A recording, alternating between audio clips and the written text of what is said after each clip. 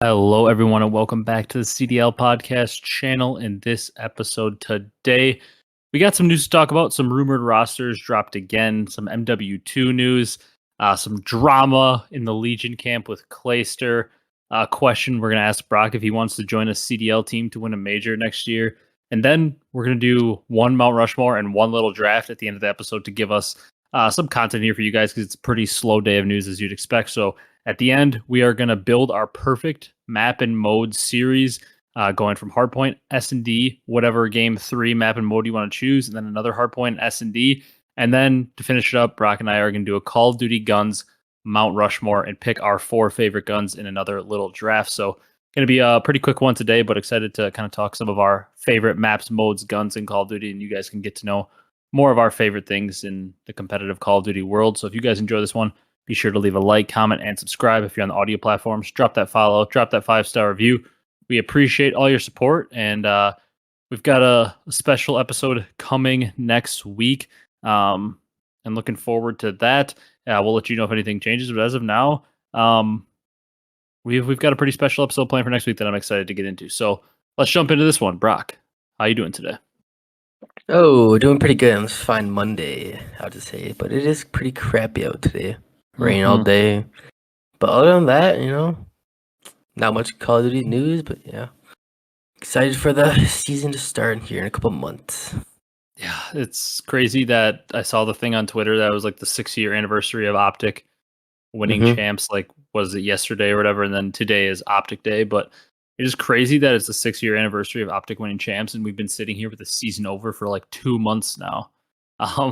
And at this time in most years, we would basically around this time most years we'd be like preparing for champs. Like this would be the biggest week on our channel. We'd be making our bracket predictions, and like roughly this week or next week, this would be like the biggest time for our channel. Typically, like August is a huge month, and we'd usually be doing champs predictions. And now here we are 2 months into the off season with another probably 3 until the game comes out, but probably 4 until we actually see some matches. It's crazy. This cannot continue. They need to start the season in December and make it run till August. It needs to just be a longer season. Yeah, definitely agree with that. Because even if like Call of Duty, even if they were making the best games ever, you're just killing your own momentum. If the season starts in January and you're done by June, you're just killing your own momentum if your off season is longer than your actual season. Yeah. Gotta find a way to find the balance or just get more games in. I mean, we're not the NFL where you can go September to February and have millions and millions and millions of people watch, because I hate to break it to the CDL, but they're not on the level of the NFL. They are definitely not. Not yet, at least. Let's talk about some rosters, though. I guess really only one to talk about. We can talk about Clay's thing, but a rumored roster came out. Seattle Surge. This is one that's going to be near and dear to your heart because it has your boy Arcitys on it. But the rumored roster is Rambo, obviously, as the coach, as we had heard before. And then Arcitys, Illy, Hook, and Abezy filling out the roster. So a lot of people were very vocal on what they thought about this roster. And, I can see where some of the issues come from. It is a little bit interesting, to say the least, of a roster. So thoughts on this one? Overall, I do like this roster, but they only really have one sub player technically, from what we know of. Yeah, it's like I'm torn on it because individually, like if I look at each player without looking at the sum of all the parts, if I look at just each individual player, I like him. Like I think Arcitys, did he have a down year? Absolutely. He had probably his worst year as a pro last year, but I still think Arcitys in the right system, the right team, can be a very good top tier main AR. Will he be? We don't know yet because we don't know if he'll bounce back or if that's the new norm for him, but I'm going to go out on a lim and say that all the good years he's had are more of what he truly is, not just the one bad year he had last year. And Illy, I also really like. Everybody knows I'm a big fan of Illy. Hook, once again, probably the top SMG on the market this offseason, if you take away Pred, because Pred basically wasn't a free agent. We all know he was going to OpTic.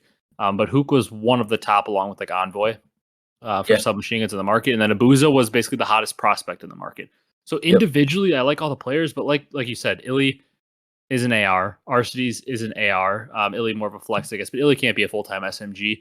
And Abezy is, from what we've heard, an AR, and I thought he was a slower AR, but I could be wrong on that. So it's just, it doesn't seem to fit together all that well because you got Illy, who's more of an AR flex, Arcitys, who's a main, and Abezy, who we've heard is like a flex or main. So somebody's going to have to play a role that isn't their natural role.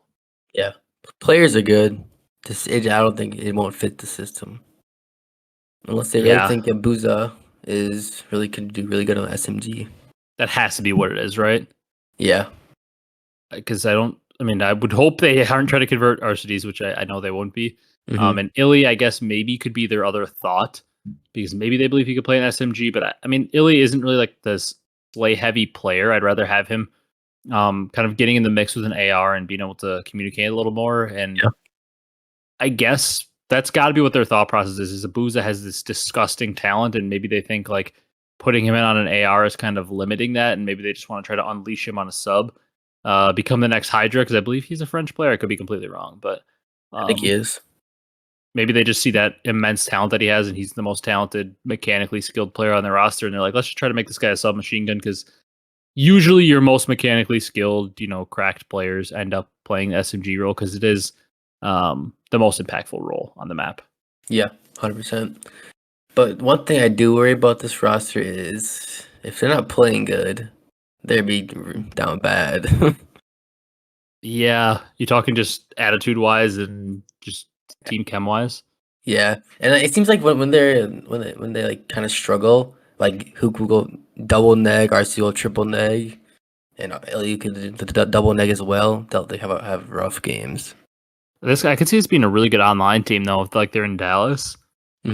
Yeah, Hook always played really well online this past year. Illy can as well when he was in the Empire team. I feel like Arcitys could with the right environment. Yeah, and I think from what we heard last year, I thought like Abezy's team was really good online, and then would struggle a little bit on LAN. Yeah, could be a really good online team. Yeah, but like, I don't hate it. It's a little wonky. Yeah, and I am like one of the biggest Illy fans out there, but it also is a little bit scary. Always, you have to bring it up with Illy because of the way it's been, but his thumb and everything is always a little bit scary. Yeah, because I'm really hoping he's 100%, but with the history and the way that those injuries are, they can always come back around randomly when you least expect it. So I'm really hoping it doesn't, but that always has to be something that's on your radar when you have Illy. So hopefully it doesn't come around, but it's always something scary there. But I like this team in terms of the individual players. I'm just very scared for how it could work out. Yep, just like Illy, the lingering effect Han could have still from when he heard it. Like, we know how good he is, but like we really haven't seen him play since like early Vanguard. I mean, like we saw him come back a little bit in late Vanguard, but they basically said he wasn't at all himself. He could barely use that thumb, so it wasn't really Illy. And then we saw him play like a little bit at the beginning of MW2, but then he was benched for the remainder of the year. So we haven't really seen like a full year of a healthy Illy since Cold War. Basically, it's been a long time. I mean, when he was healthy in Vanguard, they won it, the first major. Yeah, I mean, that's the thing with him is if he's on the right team and healthy, he is an excellent player. I don't know if this is the right team, but I do see that there's a lot of raw talent, just a little bit of a confusing role mixture. So we'll see if they can maybe do like a Florida from Vanguard, where Florida had some decent placements, and I would say this team is trying to do the Florida 3 AR thing, but with a little more talent. Yeah, I definitely agree. They're also trying to go all in on taking advantage of the OpTic curse. They have Rambo as the head coach, who was just dropped from OpTic middle of last year, Illy, who was dropped, and Hook, all dropped from OpTic. So they're going all in to try to take advantage of the OpTic curse. They really want that chip. They want that to do it. They're just sacrificing. They should have signed Ghosty and just gone all in. Yeah, be almost like a guaranteed chip right there. Yeah, they just bring in Ghosty and you'd have everybody. Because Arcitys, technically, if you want to say Huntsman days, just screw it. Hook, Illy, Ghosty, Arcitys, a disgusting roster that would probably not be very good at all. And Rambo, but you'd have the full OpTicers, everybody in the team. Yeah.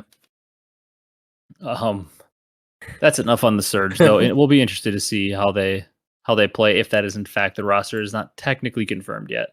Yep. MW2 news. So this is not news that affects me or really you much, but I do think it is positive news for the game. All bundles, weapons, and operators that you bought in MW2 carry over to MW3, and then double XP tokens also convert. So this is a pretty big W. Yeah. I've never understood why, since we've gone into this universe where like there's cross progression on Warzone and stuff, we couldn't just somehow bring it more into multiplayer, and that's what they're doing with this. So the double XP tokens is honestly a big thing for me that I'm excited for, because am I probably going to grind pubs for a mastery camo like I used to in the past? Probably not, because I just don't get enough enjoyment out of pubs anymore. But the fact that all those double XP tokens that I have stashed convert over is going to be really nice, because I'll just keep popping double XP tokens when I first play, so I can level up and unlock all the guns really fast. And then I'll pop double weapon XP on the weapons that are like the meta weapons, so I can get all the attachments really quick and then use them. So the fact that those convert over is a huge W. And obviously for all those people that buy a lot of skins, it's kind of nice to have your weapons and operators and everything transition over and not have to just lose them after 1 year like you always do. Yeah, feels like just not wasted money there, since they are bringing them over, which is great. Which is like something that they should do, because like with like CS and Valorant, two of CS, especially since it's been around for 20 plus years, and Valorant now for I think 5+ at this point or something. The fact that like if I buy a Vandal skin in Valorant, since you and I have been playing a good amount of Valorant lately, like if I buy a Vandal skin in Valorant, I have that forever. Or if you get a skin in CS, you get that forever. Like that is something that I think in the long run, not that Activision needs to make any more off microtransactions than they already do, but in the long run, that's something that gets people more enticed to buy things in your game. Is like, hey, if I'm going to play Call of Duty for the next 15 years and I buy this skin one time in this game, it can carry over. That's a big thing. Or like more so like operator skins, because it's tough with the way Call of Duty makes their game, and they release a new game. It's hard for gun skins to carry over game to game, because you usually don't have the same gun, obviously. Yeah. But like at least for operator skins and stuff like that, it's nice if they can carry over from universe to universe, so people can always have them and not feel like they wasted money after they bought it and then it goes away. Yeah. Like if I was a person that bought skins, I would definitely be jumping for joy right now. Yeah, because it kind of sucks. It's like when you play like games like sports games, Ultimate Teams, and you buy a bunch of stuff and you have like a 99 overall team at the end of the year, an Ultimate Team, and then you just have to go to the new game. It's kind of like, okay, that was fun to play that old game, but it does kind of suck that any money or anything you poured into those old games just is gone basically at the end of the year. Yeah, and you just to start all over. Yeah, so it is a W that's that stuff coming over. Other MW3 news, you mentioned this one to me right as we were about to start, so I added it on to our little notes here. I think you said CDL Intel tweeted it, right? Yeah. So CDL Intel tweeted that red dots are apparently like officially back in the game, which we had heard the rumor of and everything. Yeah, I see the tweet here. CDL Intel breaking classic minimap with red dots is returning to MW3. That is a huge W, because obviously that is something that makes the competitive scene better. And also, let's not kid ourselves, it makes pubs way better as well. Yep. Should have never left. No. And once again, we always say we shouldn't celebrate this as much, because celebrating things that they took away that they should have never took away and then are just adding back in really shouldn't be like a thing. You shouldn't have to celebrate those kind of things when they should have always been in there. But hey, we do want to, celebrate the small W's we get with Call of Duty games nowadays. Yeah, literally, we'll take what we get. Yeah, so that's good to see.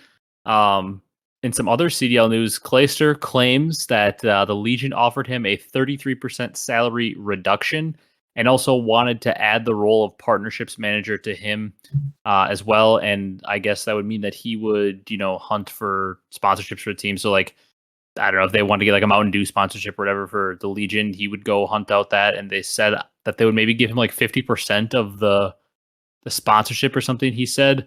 But that's a lot of added responsibility that they want him to go out and hunt sponsorships for a CDL team, when they should have a staff doing that, like a sales team doing that. So very odd that they wanted to reduce his salary and add more work on. In theory, the coach apparently refuted the claim, but he wouldn't state what his side was. He's like, I'm just not going to air that out. So usually when somebody says this isn't true, and then when you ask them what actually happened, and they just say, I don't want to, air out the dirty laundry, that typically means that probably what the original person said is true. Yeah. So wild there. Definitely, I would not take that. It's not typically a good situation when you're losing money or getting paid less to do more, it's not typically an ideal thing in any job.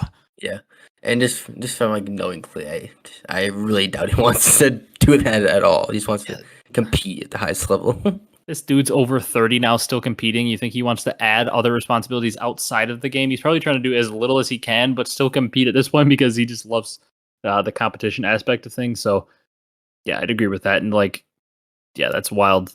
You're asking a player to add that responsibility onto his plate, but also take less money. And like he mentioned it in the clip that I saw, I think, like he said, if people are giving the Legion or, coming on to sponsor the Legion, they're mostly sponsoring them because of him, because he is the player with a massive following on the team.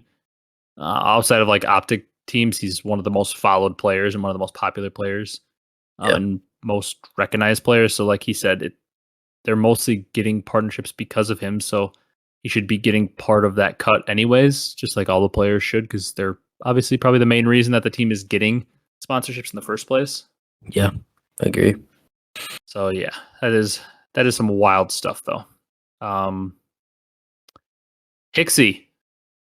Interesting stuff on the timeline. It sounds like he basically tweeted or informed us all that he is not going to be on a team. It's kind of what I took from it, which is very unfortunate. Although I can kind of see how it happened, as bad as that sounds. Hicksy deserves to be on a roster, absolutely, but I think you're going to agree with me, but I'll see if you have a different take. So my thought on it is, he gets booted from Ultra for Envoy, which, as unfortunate as it is like one of the few roster moves that made sense for Ultra. Because if they wanted to keep somebody of Hicksy's playstyle where he was just going to do all the dirty work, there was very few players out there like that. However, Envoy is basically what Hicksy was, but with slaying ability. Yep. So it was a no-brainer. And then, like, for all the other top teams, like OpTic, there was no world where they pick up Hicksy because he's a downgrade from their options. As much as I like Hicksy, he is nowhere near the ability of Shotzi or Pred. And then a team like New York, they were not dropping Hydra or Kismet for him.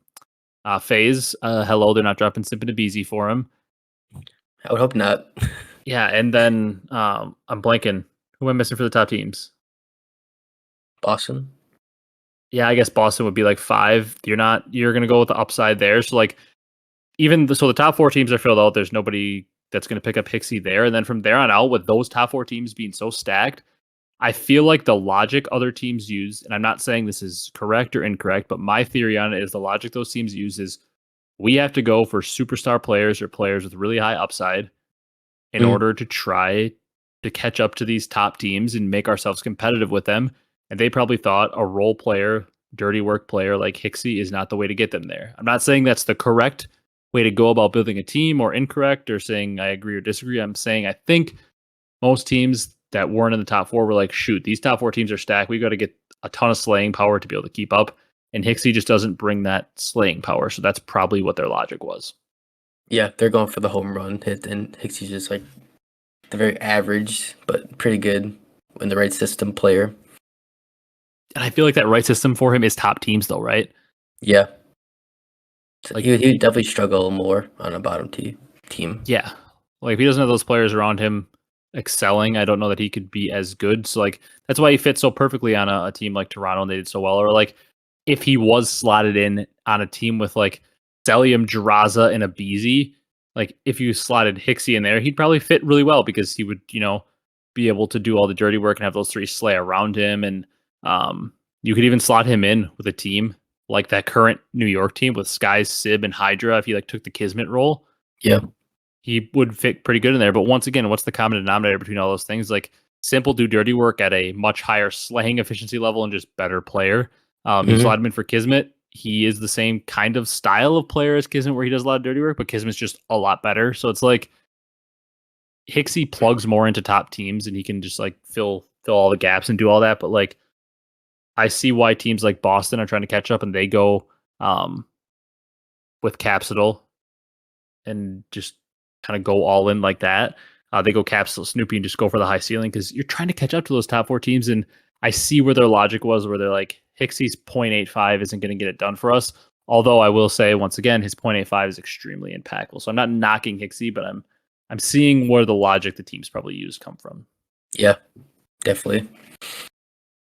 Our last question before we get into our build a series and Call of Duty Guns Mount Rushmore, Brock. Ooh, all This was right. posed by, I think, Jacob Hale. I can't remember who it was, but they said you get $10,000 right away. I hand you $10,000 right now, or you get $1 million if you win a CDL major in the MW3 season, and you get to go to any team you want and replace whoever you want. What are you doing? Oh, Honestly, I know what my answer would be, as weird as it sounds, but I want to hear your answer. my answer would be I'm going for the home run 1 million. So I gotta get on a CDL team. What team would that be?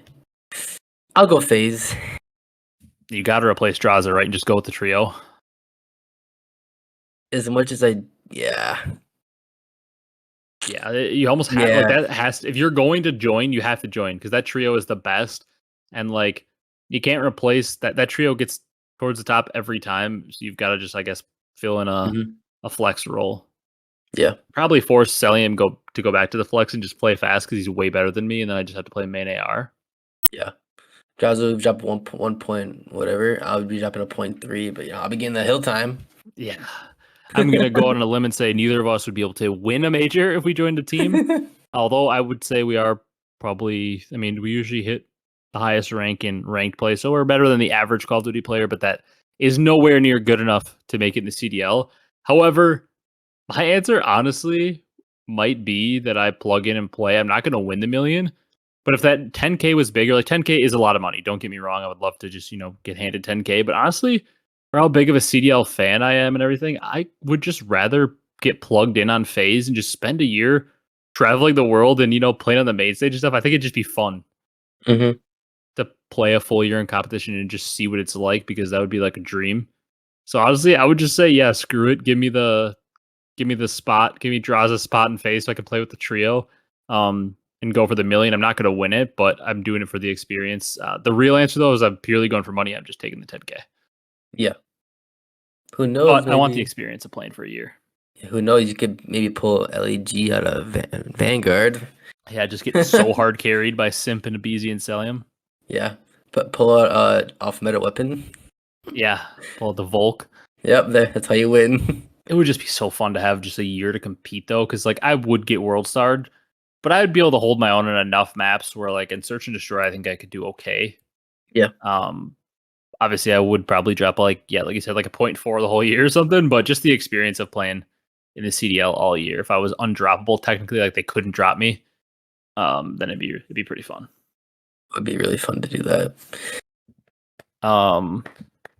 Let's move on to our build a perfect map and mode series. I want to end with the Mount Rushmore, kind of like we did last week, but we're gonna build a perfect map and mode series. So we're gonna go with the format of Hardpoint Game 1, S&D Game 2, your choice of map and mode Game 3, but it has to be a map and mode we've played. So it has to be like a CTF map we've played in the past, an uplink.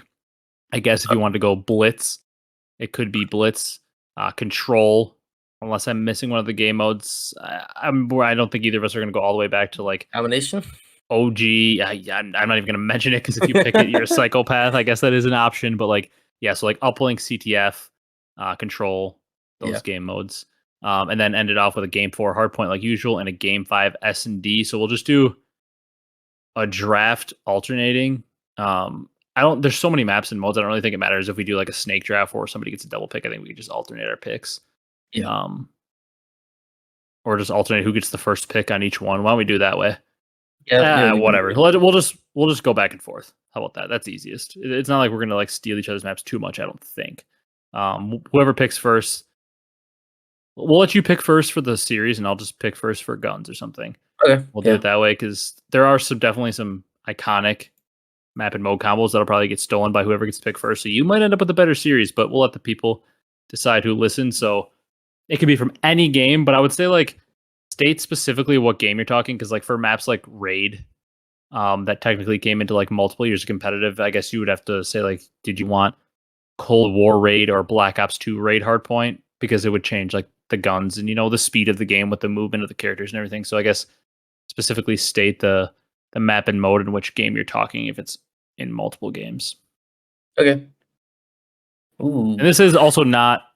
This is a completely subjective to what you want. This isn't what you think is the actual like objectively best overall series. You can make it. It is obviously you don't want to just pick probably completely trash maps, but it is what your perfect series would be, what you would like. Not objectively like I'm going to pick Raid because it is the best map in Call of Duty history, which Raid would be picked, but it is exactly what you would like to see if you were loading up a series, exactly what you want to play.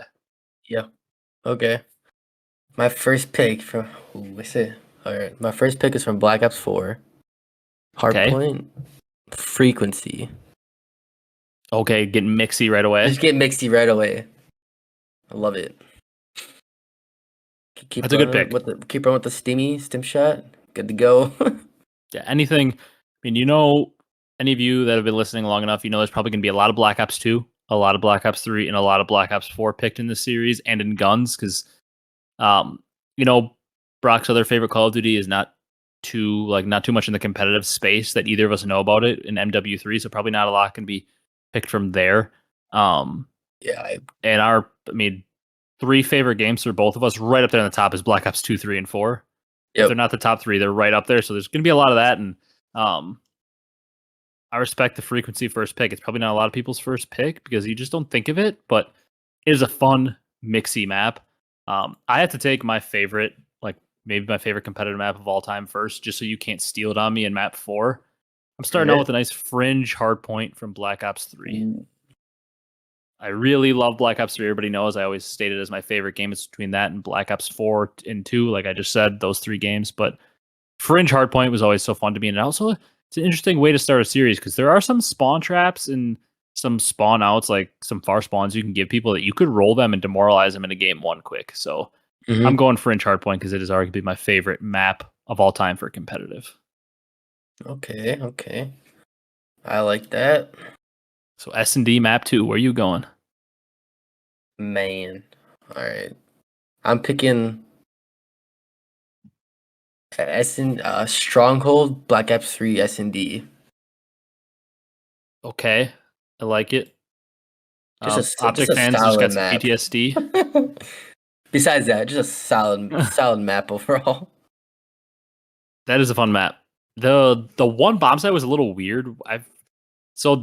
It was so weird on defense though because basically you like moved forward and you could like see both bomb sites. Because the one bomb site was in that little bunker on the side, and then one was in that little like front courtyard where the formal and assault 1v1 happened. So it's a weird map, but the wall run on the side, the scenery of the map. You could say that for like every Black Ops 3 map, the scenery of the map just looked beautiful. But Stronghold S&D, great pick in my mind. One that I would put up there. It's not my favorite S&D map from Black Ops 3, though. I might have a controversial take on what map I really like on Black Ops 3. All right. For my hardpoint though, or my S&D, I was thinking of a few. I obviously thought of like a classic Raid. That's always a good pick. Standoff. Thinking of those, but I kind of, since you didn't take a Black Ops 2 one, I feel like both of those are really good. I kind of want to save both those for Game 5 because they just fit so well for a Game 5, and I'm obviously guaranteed one of them because you only have one S&D pick left. So I think I might save those. Thinking of going Black Ops 3, Black Ops 4. Oh, there's not enough Black Ops 4 S&D. There's not like enough maps I really love that I can think of off the rip. I didn't hate Arsenal. There's one I liked. Yeah, I didn't hate Hacienda. I think I want to go with another Black Ops 3 map, as weird as that sounds. And this is such a weird map that people are not going to like because I don't think they liked it. Actually, no, screw it. I can't give this up. I got to take it because I'm taking a Black Ops 2 map Game 5. I'm taking Redwood. People hate that map, but I absolutely loved it. That's a solid pick. People hate it because all the low wall runs. I get it, it's cheesy, but I dominated on that map. I was a walking double-digit kills. It was like my best map in mode because I was one of those freaks that would hit all the weird wall runs and flank. Because everybody knows my playstyle, the most similar person I can compare it to is always Zuma, aggressive sub that flanks a lot, and that's kind of my playstyle. And I was hitting wall run pinches and getting double-digit kills, and that game mode has one of my favorite, or that map and mode combos, one of my favorite memories of all time when we were playing ranked play, and our friend was 0-10. going into round 11. And then he hit a 2-piece of the PO6 and screamed him the best in the game and finished the game 2-11, and we won. That is one of my favorite memories of all time. Yep. That map holds a special place, and I loved it. I know people are going to hate that pick, but I love that map. I like that pick. Yeah. All right, this is probably the most interesting pick of the series, because you could pick CTF, you could pick Control, you could pick Blitz. I guess you could pick Dom if you really want to. You could pick Uplink. Like, there are a lot of choices in different games you can go to. Yeah. Man, I don't know. I want to pick both. Let's capture the flag and Uplink. They're so good. But I will go with an Uplink. I can pick Fringe Uplink, right? Yep, that was played. Yeah, I'm gonna pick that just because me and we always like sit in the custom games and do the wall run shots from over like the bar and all that stuff. Perfecting it, yeah. Yeah, perfecting the craft. That's why I'm picking that. Man, you pick Fringe Uplink. I was like really strongly considering picking Fringe S&D. We might have gone the full Fringe route. It's a good map. It's a really good map. And Fringe Uplink was very fun. I just saw a clip the other day of like the Crim. I think it was against Envy. He had like a crazy route that he took and ran on the side of the house and hit a 1-pointer to beat Envy and like win it at Orlando, I think it was. And that reminded me of Fringe. And then I got a smile on my face just thinking of the great map that it is. I'm going for our first non-Treyarch map, though, in the 6th pick here for my map 3. I have to go Uplink because of how positively we always talk about Uplink. But I'm not going with a Treyarch map. I'm going to Advanced Warfare. Maybe a map you don't know as well, but if you saw the picture of it, you know it's the map that we always laugh at the clip of Haggy putting his mic back on. Very small map. Detroit Uplink. Okay. So many great moments in tournaments on that map. It's a pretty small map, super chaotic. It's like where a lot of people's love for Uplink comes from. There's like Detroit. I think if I'm thinking the right map, it was either Comeback or no. Comeback is IW. I think. I think it's Retreat. Maybe. I can't think of the map. Oh, I can't think of what map it is. But Detroit is like a great uplink map. A lot of people rate it as the best uplink map of all time, or right up there. It's pretty small, tight quarters, a lot of legendary moments, and I believe there's like a nade shot legendary moment of him like not being able to talk because he's laughing so hard in like a scrim or something. But Detroit uplink, excellent mode, and we always talk about how much we love uplink, so we both had to pick it for our map 3. Yeah. Uplink was just superior, even though capture flag's really good too. We need him to, just get jetpacks in the game for game 3s. I'd be down. Yeah. All right, where are you going map 4? You gonna stray away from Treyarch, or are you just gonna stick on the Treyarch train? I'm straying away from Treyarch right now. Oh god, I know what you're gonna pick. First hard point was very mixy. We're going even more mixy. No. We're going bow cage at hard point on Vanguard map 4. I knew you were gonna do it and just cause an absolute chaos for people listening right now. Oh man, I love that map. Yeah.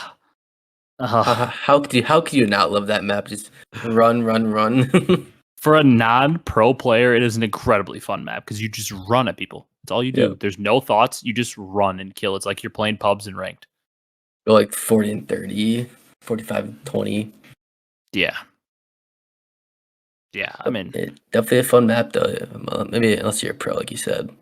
Yeah, I respect the pick because once again, you're just running at people, and for any of you, that's also something that we could talk about, like a streams in the future, or some kind of like gameplay videos ever being on the channel. But for any of you that don't know Brock's playstyle, that haven't been here when we talked about it, Brock just chows.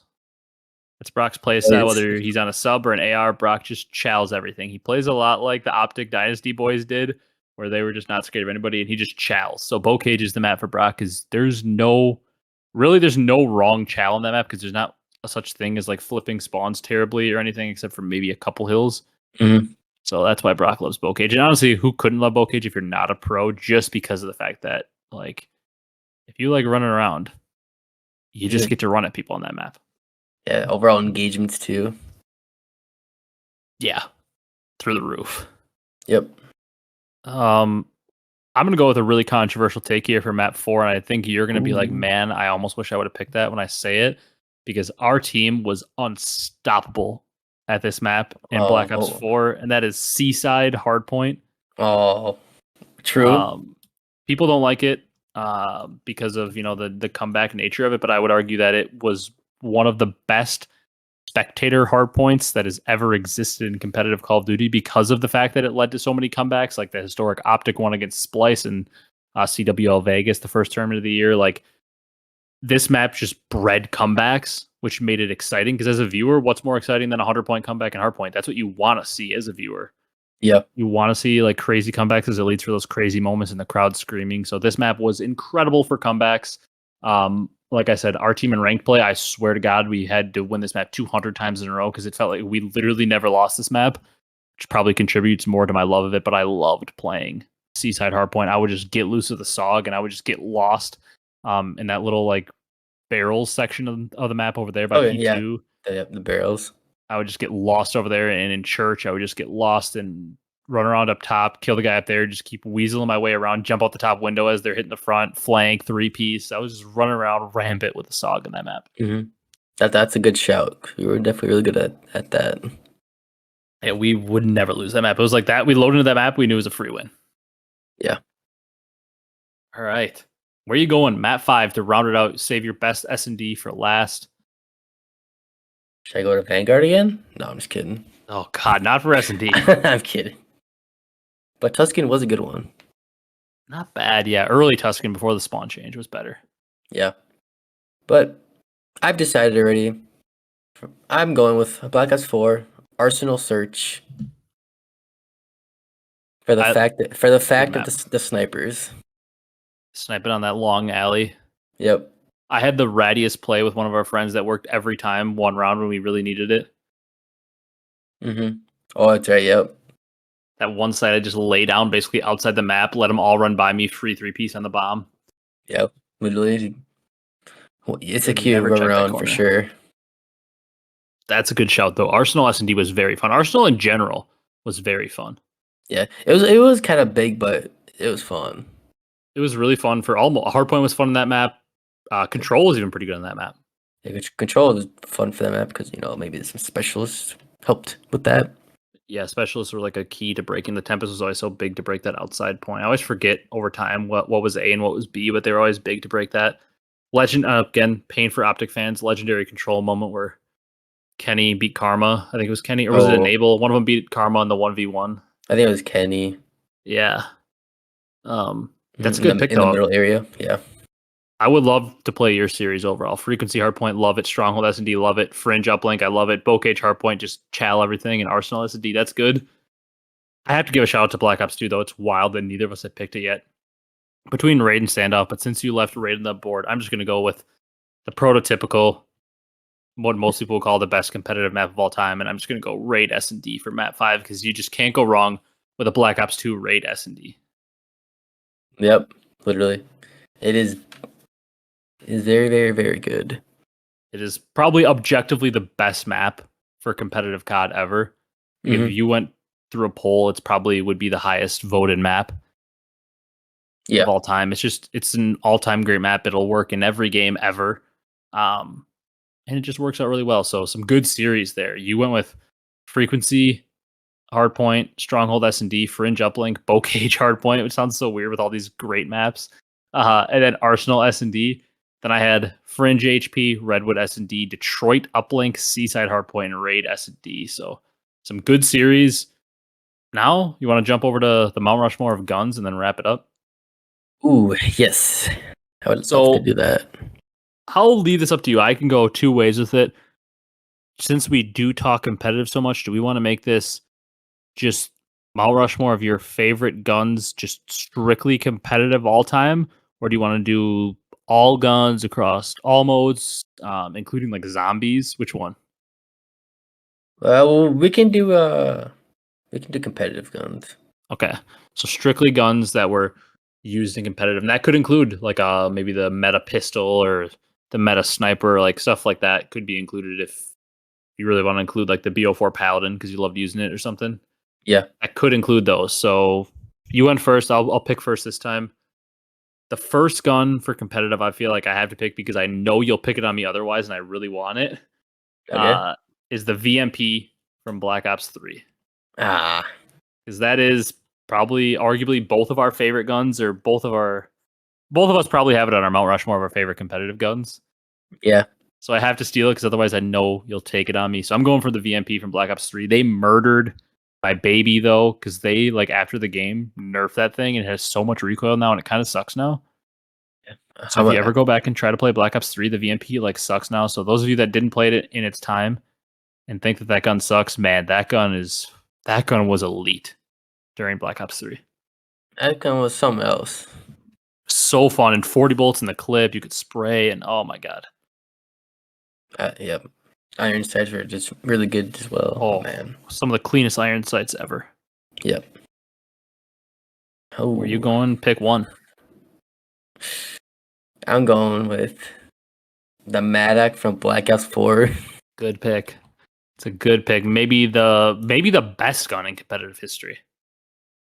Yeah, potentially. Literally a do-it-all gun. Yeah, could gun the main AR of the game and could also gun the sub of the game from up close. Yeah.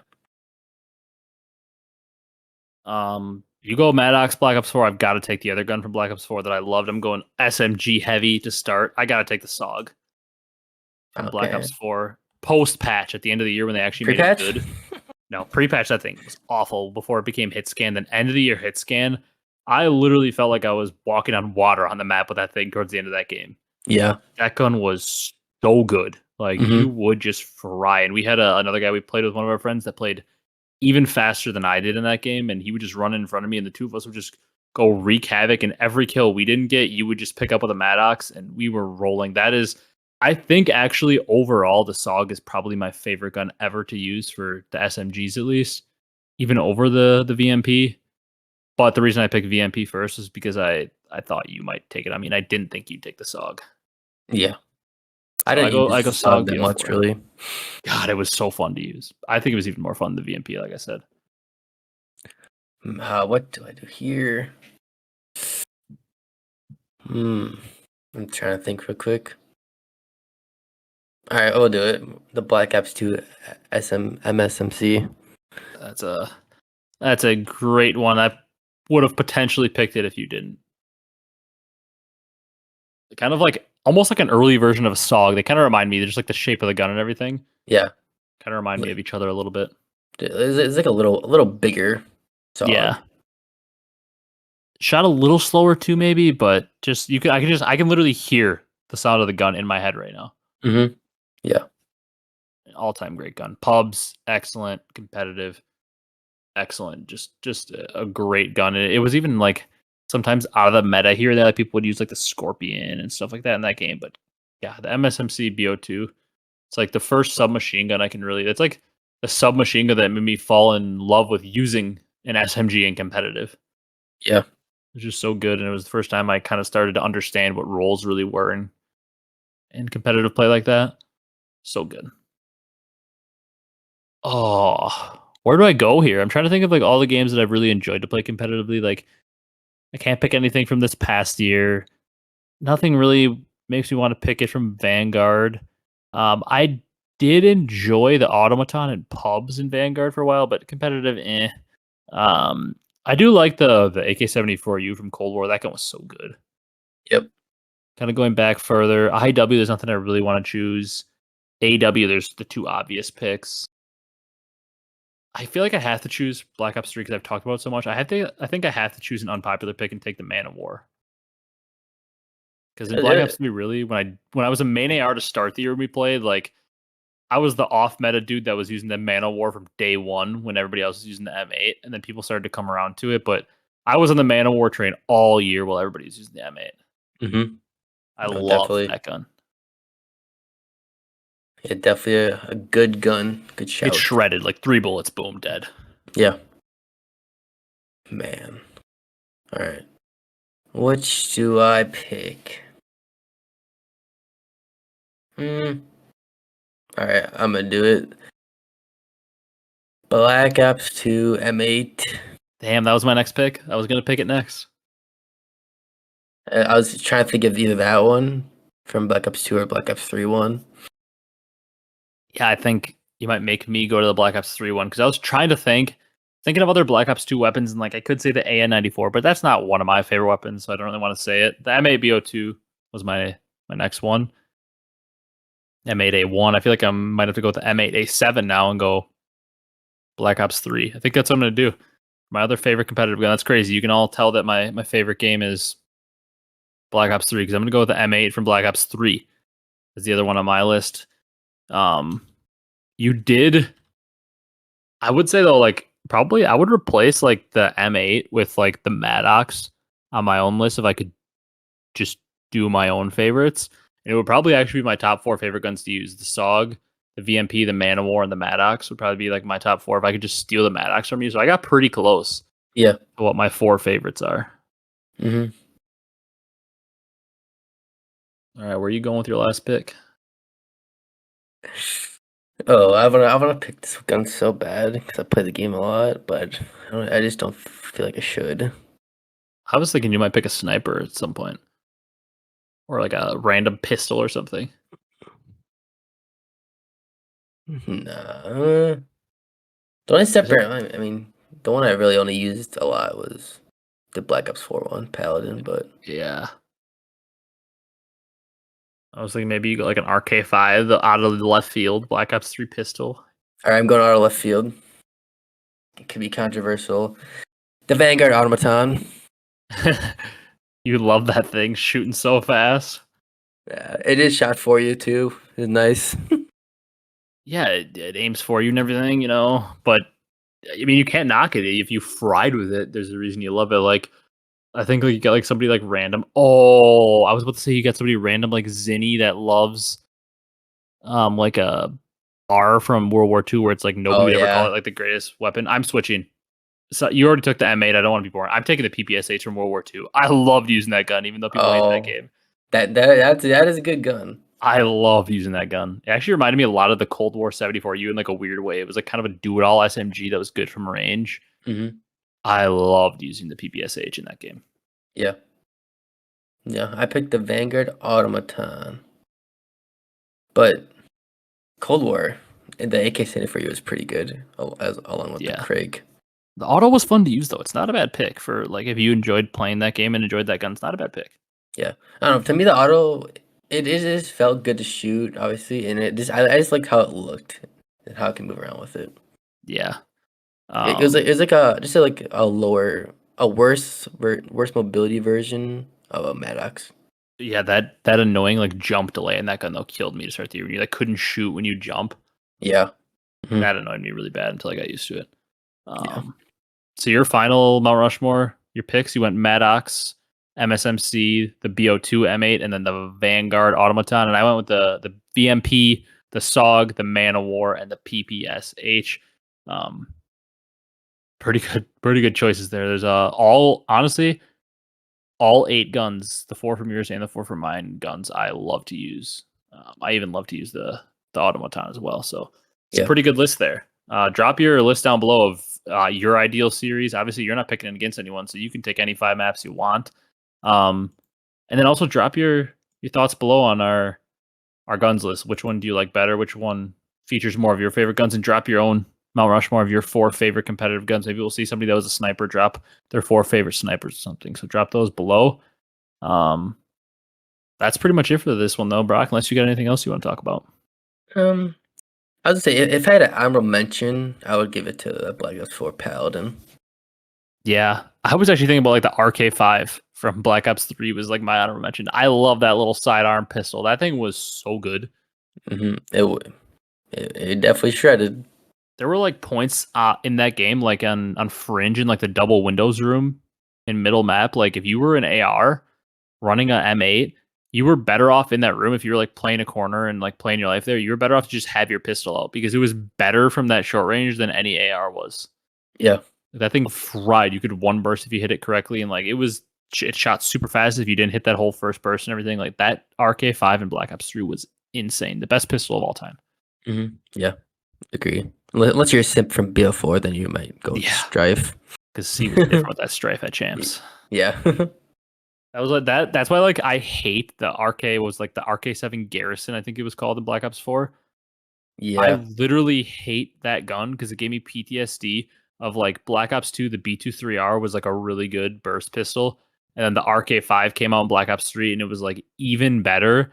And then it was like, oh my God, we got the RK7. Like, this is my favorite pistol ever is the RK5. Like, yes, the RK7. And then I swear that thing sucked. Yeah, it was definitely, it wasn't very bad, good. but it was nowhere near its two predecessors in the B23R and the RK5. Yeah. Maybe if it was 100 health, it'd be better than 150 in that game. True.